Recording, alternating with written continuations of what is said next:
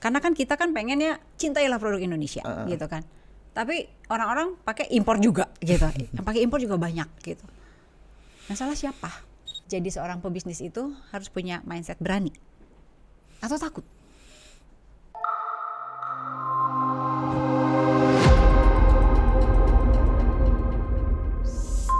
Yuk kita bersuara. Oke, di sini nih di layar ada tulisan begini judulnya. Gak usah ketawa dulu, gue baca dulu. Bentar. Andre Kokois. Yeah. Modal 2 juta rupiah kini punya Lamborghini. Wah, jatuh bangun saat pandemi. Udah kayak judul lagu ya. Lagu. Melankolis banget. Ini loh.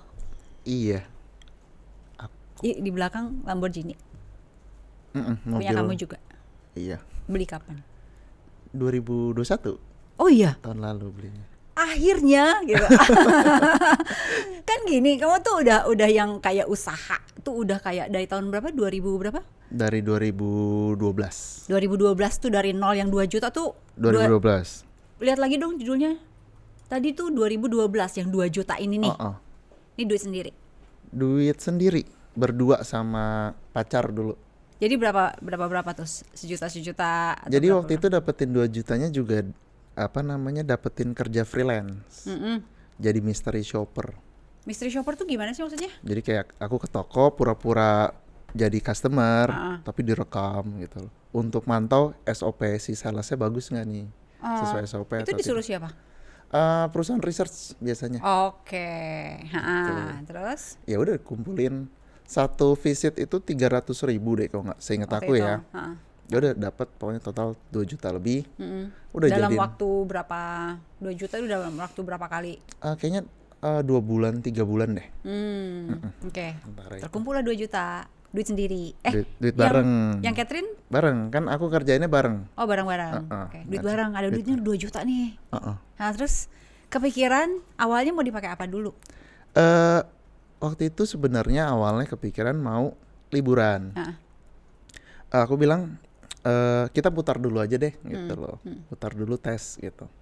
Kita belanja baju jadi di Tanah Abang. Itu langsung kepikiran langsung ke arah situ atau ada beberapa 2 juta kita liburan aja dulu yuk. Makan-makan gitu. Atau kalau enggak apa gitu. Kan pasti kepikiran hal-hal lain kan? Enggak, jadi aku putar dulu gitu loh. Karena aku yakin lah, maksudnya saat itu kan lagi momennya pas tuh BBM, BlackBerry Messenger. Jadi orang banyak dagang tuh BBM Group. Nah, dari situ aku masuk. Ya udah, ya laku gitu loh, bersyukur laku. And then ya jadi uangnya makin bertambah banyak, akhirnya ya kita bisa liburan dan punya bisnis juga. Bisa liburan akhirnya. Bisa. Tapi singkat cerita nih, kalau misalnya disebut kayak gini kan kemarin inget dong beberapa bulan lalu. Apa? Orang terkenal punya Lambo, trader kan. Orang pada ketawa. Orang terkenal punya mobil apalah gitu mewah-mewah, ternyata trader, cuci uang atau apa. Kamu itu nggak bagian dari yang tadi aku sebut-sebut itu? Iya kan?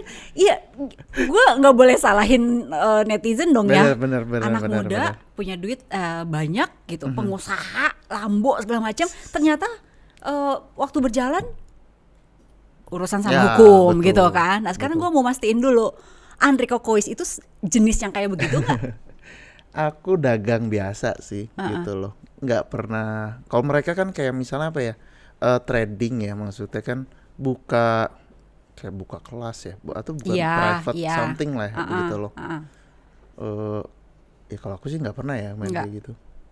Maksudnya narik duit orang nggak pernah gitu loh, nggak ada di kamus aku. Karena buat aku pribadi, bangun bisnis itu bukan masalah capital itu nomor 2. Yang satu apa? Nomor 1 masalah orang. Okay. Siapa nih yang bisa jalanin?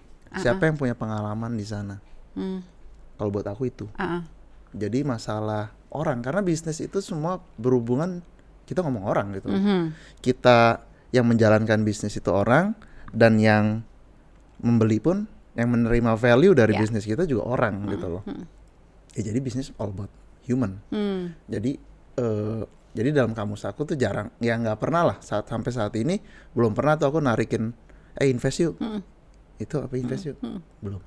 Ini kan lihat lagi dong fotonya ya. Ada nggak apa-apa dong, Lamborghini gitu loh, nggak semua orang bisa beli kayak begini. Sukses banget gitu kan. Enggak Itu juga simbol, salah satu simbol ya buat anak-anak, ya buat kita, saya, semua itu salah satu simbol kesuksesan gitu. Ya, Mungkin ya, karena kan orang beli Lamborghini bukan untuk beli mobil, iya. tapi untuk rasa Betul. sukses gitu kan. Kalau dipakai di jalanan Jakarta mah pedih ya, pakai ini ya, udah macetnya, udah jalan polisi tidur yang lain-lain gitu. Jadi sebenarnya aku beli ini juga karena nggak sengaja basically. Karena waktu itu aku minjem Lambo temen, terus iseng bikin konten TikTok, terus ya, FYP gitu loh, jutaan. Kok seru? Ya enggak, bukannya apa ya, malu, maksudnya malu dalam artian teman-teman pada bilang, "Wih, beli Lambo ya." Oke. Kan tuh minjem gitu loh. And then ya udah akhirnya mau nggak mau kan gitu loh. Akhirnya mau nggak mau ya udah beli deh gitu. Oke. Sebelum menuju ke sini nih, ya. Kan orang taunya, "Woi, Andre Kokois" gitu kan. Keren banget, sukses. Orang lihat suksesnya doang. Padahal jalan menuju ke situ ada lobang kah, ada jalan yang susah banget, ada mungkin kecebur lah, berdarah-darah lah, duit nggak ada, ditipu orang. Ada nggak pengalaman kayak gitu? Ada, itu ada. Oh, ya? Pengalaman seperti itu ada. Ditipu lah. Jadi kayak misal awal-awal bangun konveksi gitu kan, itu banyak lah ditipu, beli mesin ditipu gitu kan. Serius? Kualitasnya jadi jelek gitu loh, maksudnya yang dia janjinya A ternyata C gitu loh.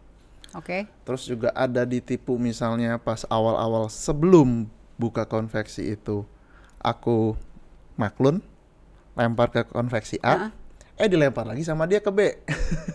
Muter aja terus gitu loh. Oke. Jadi kan berapa step gitu loh. Iya, dan jadi mahal dong. Betul, jadi Terus? mahal. Ya itulah pengalaman-pengalaman yang mungkin orang nggak Nggak lihat lihat. gitu loh. Hal-hal yang kayak begitu. Oke, pernah ditipu orang lagi sampai yang apa ya? Yang paling parah banget. Itu kan udah dua case tuh. Ada waktu itu mau bikin website juga ditipu gitu. Hilang Ditipunya. orangnya. Oh iya. Iya. Udah dibayar berapa? Dulu berapa ya? 10 atau berapa deh, lupa aku. Juta. Oke, itu duit gede ya waktu itu. Gede, dulu gede. Tapi aku bersyukur sih sejauh ini aman. Aman dalam arti apa? Ya maksudnya paling gede 10 juta gitu loh, segitu-segitu aja. Oke. Enggak yang sampai ratusan Enggak, MM-an amit-amit lah. gitu. Oke, tapi artinya ada ya berdarah-darah. Berdarah-darah yang lainnya lagi, pengorbanan kalian berdua apa? Yang aku pernah baca itu sampai yang duit untung, puterin lagi duit, Iya. putar lagi sampai yang ya mau jalan-jalan ntar dulu gitu. Kayak gitu nggak? Ya kalau mungkin tergantung sudut pandangnya sih. Kalau misalnya dari sudut pandang teman-teman aku dulu, ya kan, yang mereka udah pada kerja and then dapat posisi yang bagus, perusahaan besar. Saat itu aku baru mulai, ya mungkin ngenes gitu. Dari sudut pandang mereka nih gitu Anas loh. dalam arti tuh mereka udah ini Oh iya, ngajakin hangout dulu segala macam. Aku kan nggak punya duit gitu loh. Nonton aja tuh hari Senin, Nomad nonton hemat. jadul banget itu, buset. Nomad iya Nomad bener. zaman dulu banget kan. Ya tapi buat aku pribadi dan Catherine istri yang jalanin, kita happy aja gitu loh. Oke. Nggak ngerasa itu menjadi sebuah beban, gitu loh. Jadi tergantung sudut pandang sih kalau aku bilang. Minder nggak sama teman-teman lo yang udah pada sukses itu? Dulu enggak sih, enggak minder. Nggak sampai ke sana. Dicengin ada dulu, Apa dicengin ya? Dicengin gitu. Contoh apa ya, misalnya dagang baju grosiran gitu. Belagu tuh ada tuh teman ada, masih inget aku juga. Masih ada itu lagi. Mau nyapa nih orang yang ini. Mau ngomong apa nih sama dia? Halo, bye. Keluar nama. Panggilannya. Tapi aku jadiin itu sebagai motivasi sih. Jadi kayak buat apa ya? Buat alasan lu lihat nih ntar ya gitu. Ngomong gitu loh sama si. Iya, kayak gitu. Oh iya. Jadi apa ya? Jadi jangan kita pernah minder lah, maksudnya. Oke lah, namanya manusia pasti ada lah momennya kita ngerasa waduh gimana banget nih gitu. Tapi jadikan itu menjadi motivasi untuk maju. Karena itu energinya gede loh. Maksudnya energi gitu. Lihat ya gitu. Tapi yang positif ya gitu loh. Itu bagus sih menurut aku. Oke, ini kan lu kan akhirnya milih fashion ya. Padahal nih yang namanya fashion, aduh, banyak banget. Kayak di Indonesia tuh fashion tuh udah berlimpah banget, mulai Betul. dari ya sebutlah di ITC banyak, di online juga gila gitu. Gimana caranya supaya lu survive? Maksudnya apa pembedanya? Pembedanya itu sebenarnya apa ya? Kan fashion itu sandang ya.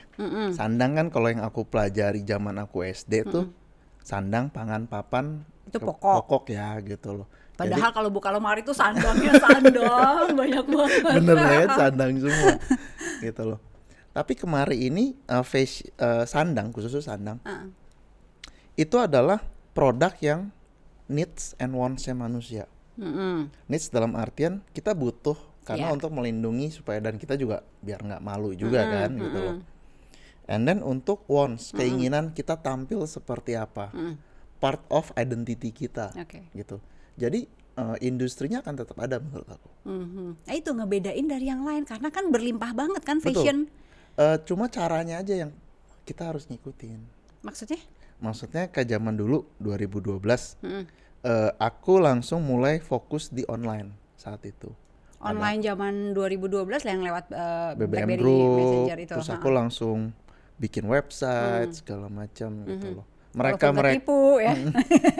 Mereka yang punya toko besar di Tanah Abang dulu, ya mereka stay aja, enjoy aja dengan Tanah BBM Abangnya. Group aja. Oke. Ketika online ya BBM Group aja, atau mungkin chat-chat dan lain. Tapi aku tetap nge-push diri aku apa nih gitu loh, sampai bikin website, bikin aplikasi gitu loh. Oh bikin aplikasi di tahun berapa? Aplikasi 2019. Oh udah mulai, oke. Dan website pun juga di-upgrade terus setiap tahun gitu loh. Jadi ya itu caranya, kita harus ngikutin perkembangan zaman. Cara. Bukan dari modenya, wah desainnya bagus, wah bahannya enak atau apa gitu. Yang ngebedain produk lu punya gitu. Kalau aku kan emang fokusnya adalah B2B ya. Fokusnya B2B tuh. Kita tetap konsisten karena awal My Fashion Grocer berdiri itu kita mau jadi support gitu loh. Kita tim supportnya. Nggak berubah sampai sekarang, 10 tahun gitu loh. Kita malah menambahkan banyak layanan baru supaya customer yang mau berbisnis di industri fashion ini makin leluasa deh, karena kita support semua. Oke, berarti bisnis to bisnis ya, nggak langsung ke customer. Betul. Jadi kalau aku sih ke sana. Kalau misalnya untuk bisa bersaing atau enggak, ya itu dia. Aku selalu nge-push diri aku dan tim untuk growth. Untuk ngikutin perkembangan zaman gitu kan.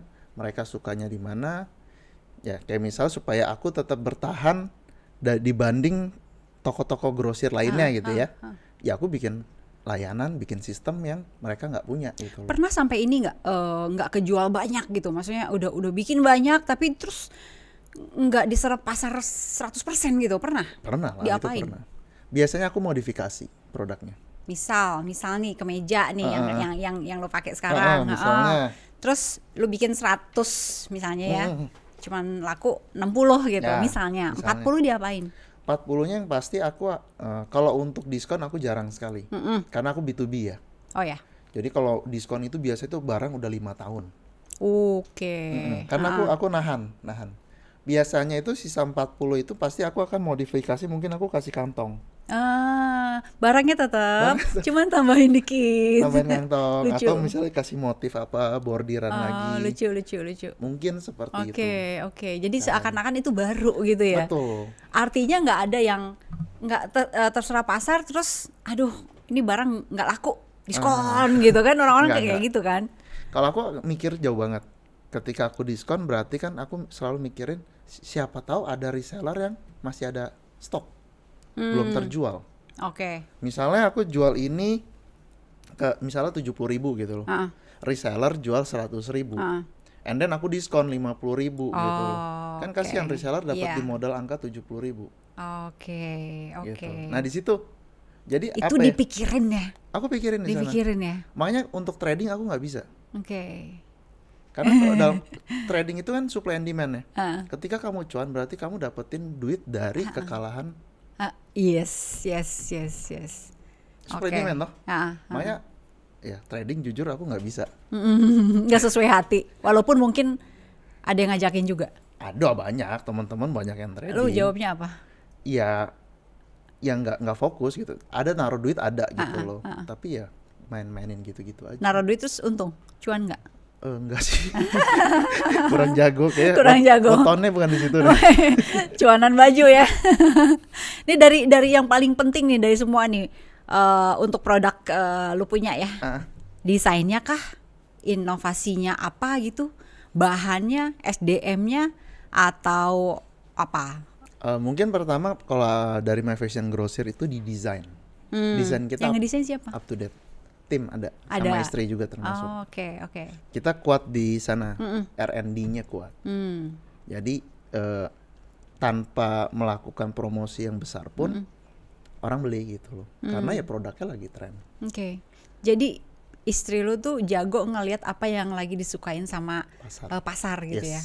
Iklan-iklan tuh banyak nih di TV. Cintailah produk-produk Indonesia gitu kan. Benar. Ya kan? Itu kayak simbol aja, kayak moto aja gitu, moto gitu. Tapi masyarakat tuh kayak bangga loh pakai produk luar negeri gitu. Ya kan? Ngerasa nggak? Ngerasa. Itu yang bikin kayak gitu tuh apa sebenarnya? Karena cinta itu nggak bisa dipaksain. Ya, luar tuh barang.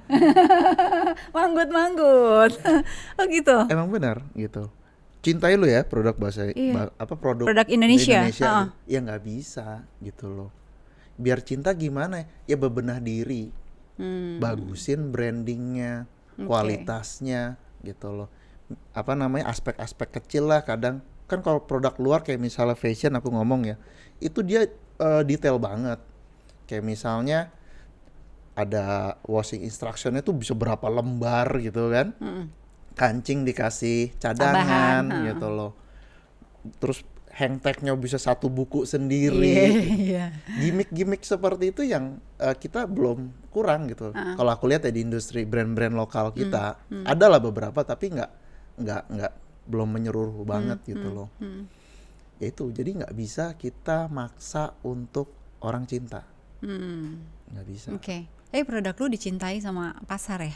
Nah itu gimana resepnya? Ya resepnya karena produknya laku. Produknya laku dan bisa dipakai orang. Iya. Jadi kan kalau kenapa reseller suka produk My Fashion Grocer ya karena gampang jual. That's it. Bagus atau tidak, murah atau mahal itu relatif. Yang dibutuhkan sama reseller aku adalah produknya laris. That's it. Jadi gimana caranya aku memproduksi produk yang laris, gampang jual.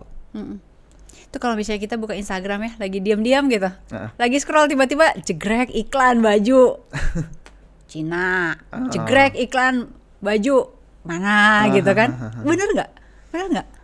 Tergantung, berarti Taindi interestnya cari yang produk gitu ya? Oh, lu nggak ya? Andre nggak ya? Kan itu iklan itu berdasarkan nembak, berdasarkan interest. Iya. Gitu. Tapi bahwa dari luar banyak iya.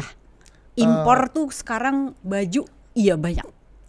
Impor sih mungkin saat ini udah agak-agak sulit ya, karena kan termasuk lartas, larangan terbatas. Tapi fact-nya di lapangan masih banyak. Dan yang parah itu menurut aku yang parah itu adalah baju-baju bekas dari luar. Itu yang ngaco sih, ngaco banget gitu loh. Karena kayak misalnya contoh, kan tante aku ada nih tinggal di Jepang, dia married sama orang Jepang gitu. Jadi kalau misalnya di Jepang itu kita mau buang sampah itu sulitnya minta ampun loh. Kita harus bayar loh. Kayak misalnya kita mau misalnya ada TV yang nggak kepake atau apa, itu naruh di depan rumah itu mesti bayar untuk diangkut. Sulitnya minta ampun. Jadi ketika ada orang yang aku ambilin ya, nanti aku jual di situ, senangnya minta ampun orang. Nggak usah bayar untuk buang, taruh aja gitu loh. Apalagi kalau dibayarin lagi, dikasih uang terima kasih. Wah itu keren banget. Dan di sini diserap, orang-orang pada suka. Rebutan bahkan. Yang pertanyaan aku gimana itu bisa masuk? Iya. Itu Oke, pertanyaan oke, aku. oke. Kok itu bisa masuk sih? Mm-mm. Itu untuk yang baju bekas ya. Baju bekas. Tapi sekarang yang baju baru pun impor banyak dan Eh, orang-orang pada suka juga gitu. Betul. Yang salah siapa di sini? Karena kan kita kan pengennya cintailah produk Indonesia gitu kan. Tapi orang-orang pakai impor juga gitu. Yang pakai impor juga banyak gitu. Yang salah siapa? Yang salah sih nggak ada yang salah sih, tapi lebih ke ini sih, lebih ke apa ya? Aku mau gimana ya ngomonginnya ya? Gimana tuh? Menurut aku butuh proses lah. Maksudnya untuk negara kita ini makin maju gitu loh, ya kan? Ya sejauh ini udah makin, menurut aku Iya. aku makin better dibanding pas awal aku buka My Fashion Grocer 2012. Oh, 2012. Oke. Sampai sekarang nih, apalagi khususnya selama pandemi atau kita ngomong 4 tahun terakhir deh. Oke. Itu brand-brand fashion lokal itu bertumbuhnya banyak banget. Iya. Banyak banget. Dan itu menurut aku adalah harus diapresiasi sih. Dari situ aja. Jadi anak-anak muda ini banyak bikin clothing bla bla bla gitu. Itu keren. Oke. Tapi yang jadi problem ya itu baju-baju bekas itu sih kalau menurut aku Iya. sekarang. Aku inget deh zaman kayak berapa tahun yang lalu gitu. Bandung itu ya daerah Bandung Jawa Barat dan sekitarnya itu tuh kayak pusat Fashion. konveksi. Oh, iya. Konveksi dari luar negeri tuh pada ngejahitnya di situ gitu. Banyak. Sekarang Sekarang mungkin masih ada lah dikit-dikit gitu. Berkurang kan? Berkurang sih pasti. Gitu loh. Karena itu dari Cinanya sendiri kuat. Maksudnya mereka udah langsung bikin pabrik di negara itu gitu loh. Contoh misalnya seingat aku ya, aku masih kecil nih. 97 sampai 98 sampai 2005 itu buyer dari Nigeria atau Afrika itu banyak banget ke Tanah Abang gitu loh. Tapi sekarang udah jarang banget. Ada sih ada, tapi udah dikit lah gitu loh. nggak kayak dulu banget. Nggak kayak dulu. Kenapa ya? Karena Cina langsung bikin pabrik di Nigeria. Oke. Langsung di training di sana, dibikin Oke. industrinya gitu. Itu cut cost banyak banget ya. Betul. Oke. Jadi cara-cara yang seperti itu sih. Jadi maksudnya apa ya? Kalau jadi kenapa Indonesia seperti ini? Siapa yang disalahin? Bla bla bla yang aku bilang. Ya, secara komunal, secara keseluruhan kita harus berbenah diri gitu loh. Mindsetnya ini kita mindset bangsa yang cuma nerima aja atau bangsa besar gitu loh. Itu ngaruh loh. Ngaruh banget. Kayak misalnya kita mendirikan perusahaan, mindsetnya ini cuma perusahaan lokal. Sama perusahaan yang ini gua akan bikin perusahaan internasional. Beda. Cara mainnya beda. Dari statement sependek itu aja awal kita mau mendirikan sesuatu, itu akan merubah semua. Oke. Itu kunci banget ya. Kunci banget. Mindset ya. Mindset. Makanya ada misalnya marketplace hijau sama marketplace orange gitu. Ya itu juga beda kan cara mainnya. Yang hijau mungkin ya cuma di Indonesia saat ini gitu loh. Kalau yang orange kan seluruh dunia banyak Korea tuh. apa segala macam gitu. Loh. Oke. Itu sih. Iya. Itu beda kan loh. Padahal kalau keren sama-sama keren menurut Sama-sama aku. keren.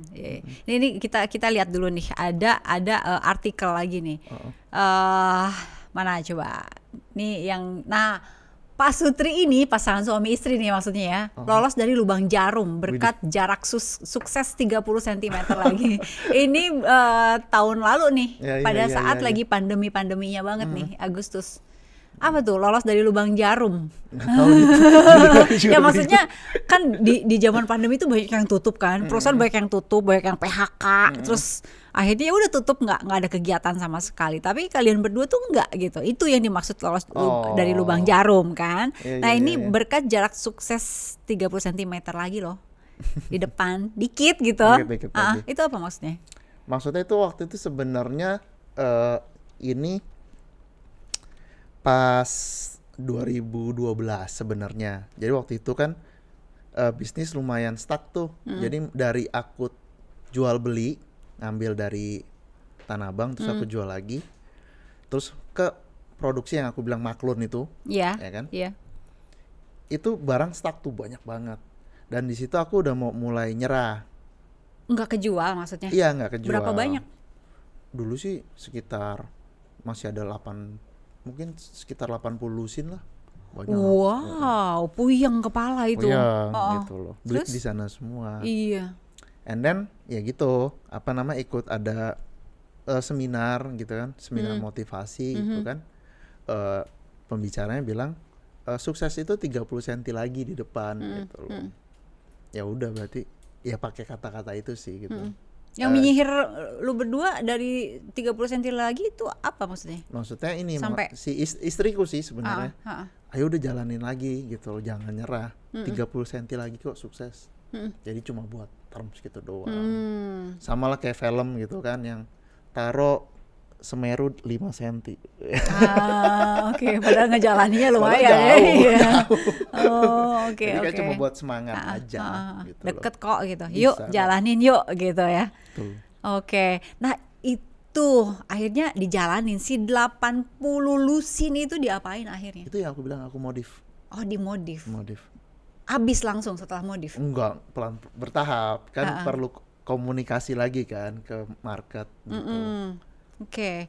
Nah, impor nih, impor kan banyak nih. Tadi kan dibilang udah soal mindset itu ya yang harus dimiliki oleh seorang pebisnis. Jadi seorang pebisnis itu harus punya mindset berani atau takut. Berani atau takut? Ah. Nah, tergantung kita mau taruh di mana gitu loh. Berani dalam artian kita kalau misal melihat sebuah peluang. Kalau kita melihat sebuah peluang, kita harus berani untuk maju ke depan gitu loh. Untuk mempertahankannya kita butuh rasa takut. Gitu. Contoh nih, coba contoh. Contoh misalnya apa ya? Yang berani dulu. Yang berani ya. Misalnya aku ada bikin satu perusahaan baru namanya Satu Ilmu gitu kan. Karena aku ngelihat sistem edukasi ini belum ada perubahan dari zaman dulu sampai sekarang gitu loh.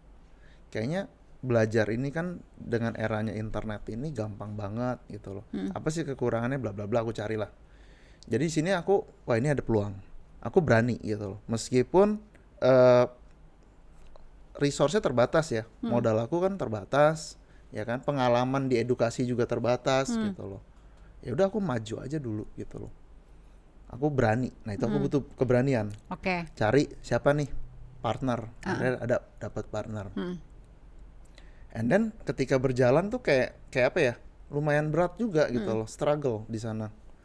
Tapi aku ada takut malu nih kalau bisnis ini gagal. Oh, Gitu. oke. Di sana. Oke. Takut malu. Kalau itu kalau yang case yang ini ya, malu aku kalau misalnya ini gagal malu banget. Oh, oke. Itu rasa takutnya itu. Iya, aku pakai itu jadi aku gerak terus. Kalau misalnya aku nggak takut, ya udahlah tutup aja lah, puyeng. Iya benar. Oh, gitu. Jadi gimana cara ngubah mindset doang ya? Tinggal diklik gitu doang Iya, ya. cuma main sudut pandang doang sebenarnya. Oke, ini kalau boleh nanya nih, tujuan Andre berbisnis gitu ya. Ini untuk memperkaya diri atau buat apa? Tujuan aku berbisnis itu karena aku suka. Aku suka bisnis gitu loh. Dan semakin kemari itu aku makin firm, makin yakin bahwa goal aku di sini tuh aku support, aku bantu orang untuk dia jadi pebisnis. Oke. Gitu loh. Oke. Jadi gede lah. Maksudnya dia punya strength di mana nih gitu loh. Dengan adanya aku dan tim aku nih nge-support itu gitu loh. Dan kita growth bareng. Jadi ke arah sana sih sekarang. Bukan untuk yang gue nyari duit nih sebanyak-banyaknya dah pokoknya. Terus buat apa? Masa depan anak gue misalnya, atau buat masa depan masa tua gue gitu. Enggak juga sih. Enggak ke situ. Enggak ke gitu. situ. Jadi lebih ke mensupport orang-orang supaya gede bareng. Yes. Karena happy-nya di sana. Kenapa sih bisa happy kayak gitu? Enggak tahu gitu loh. Kayak misalnya aku punya Lambo, aku nggak pernah pakai. Harus diapain dong? Ya dipajak. Buat minum kopi aja gitu. Numpang duduk minum Nggak kopi. pernah aku pakai gitu. Kalau teman-teman mungkin ada beberapa yang suka kan. Mereka ikut jalan-jalan lah setiap hari Minggu atau apa. Aku nggak pernah, jarang banget deh. Selama paling cuma 2 atau 3 kali. gitu, karena nggak ada happy-nya di sana. Happy-nya adalah ketika aku melihat sebuah peluang and then kita bangun bisnis sama-sama and then proven, itu happy-nya di situ. Nggak kebayar ya. Di sana happy-nya aku. Maksudnya kan orang-orang tuh ada juga yang pelit ilmu gitu, ngebagi ilmu ya kan. Ada juga yang pokoknya gue sukses, gue seneng, gue happy, terus sukses gue gimana caranya gue nggak mau bilang-bilang gitu. Banyak yang gitu, banyak. Iya kan? Banyak Iya. banget, Nah, terus gitu loh. kalau lu malah dibagiin, nggak takut kesaing sama yang Orang lain yang lu bagi ilmu ke orang-orang itu?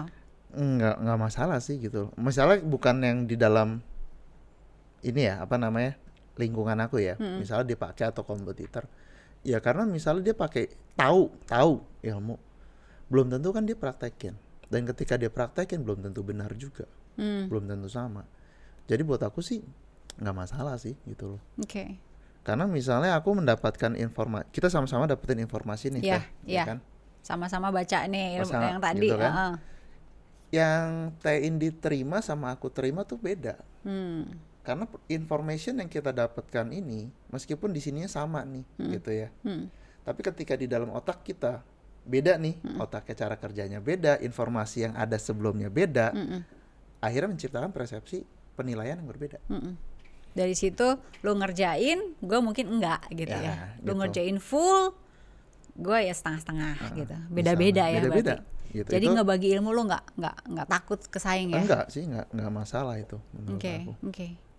Nah, soal bisnis lo nih. Kan dari 2012 ya ke 2022 udah 10 tahun dong. Ya, 10 tahun. 10 tahun dong, 10 ya. tahun.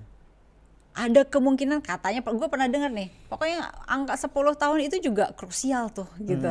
Ada yang bilang bakal jalan terus atau udah gitu. Iya, Ya kan? crucial.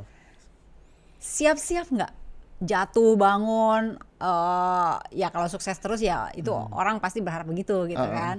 Tapi kalau misalnya jatuh, apa?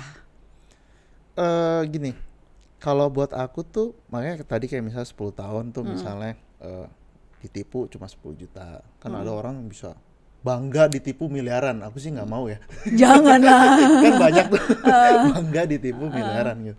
Aku sih nggak mau amit-amit.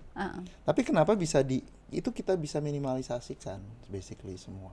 Jadi kegagalan sebuah bisnis itu kita bisa minimalisasikan dengan perencanaan yang kuat dan matang Oke. dan strategi yang tepat gitu. Jadi apakah kemungkinan bangkrut atau ada perusahaan yang tutup? Ya mungkin ada, kemungkinan itu ada gitu. Tapi kan kita bisa tanggulangi gitu sebelum itu terjadi, kita harus ngapain.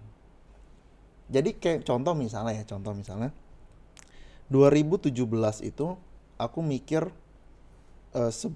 aku memposisikan diri aku sebagai aku bilang CDO, bukan Apa tuh? CEO, Chief Destruction Officer. Kok distraction? Yes, aku memposisikan itu.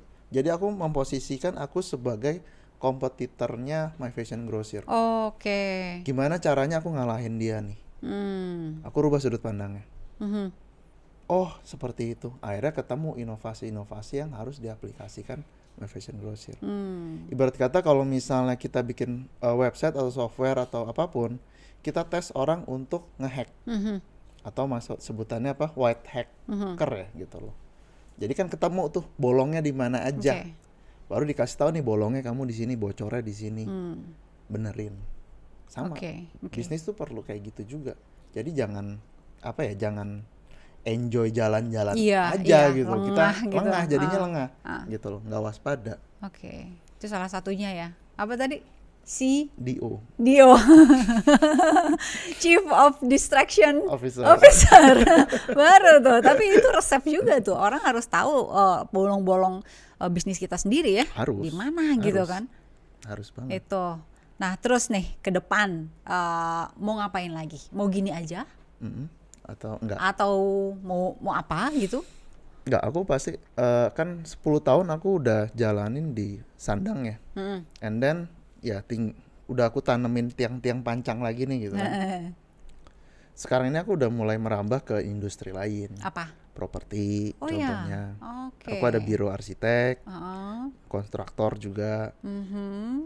lagi ngebangun ini yang platform edukasi juga, terus lagi ngebangun ini agensi marketing juga gitu loh. Oke.